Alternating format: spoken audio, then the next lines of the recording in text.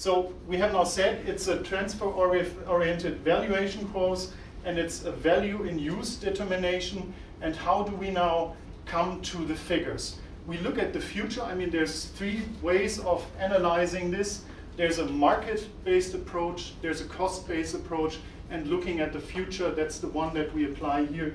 We take the income approach, and we see how much money can now Bauma make through this purchase. So in order now to separate the effect of the purchase of the patent from the rest of the business, we apply this relief of royalty method. So we look at what is actually the contribution of the patent portfolio that we're purchasing from the existing business in the total.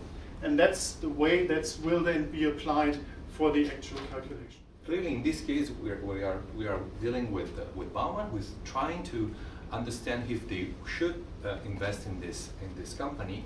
So it's more a subjective value of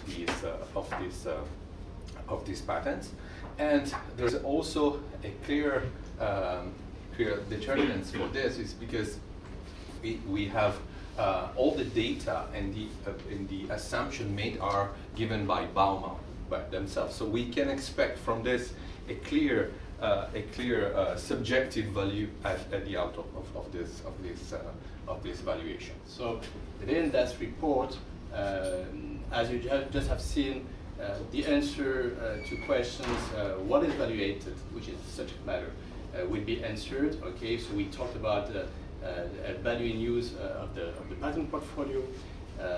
We will have to mention the decision that had been analyzed.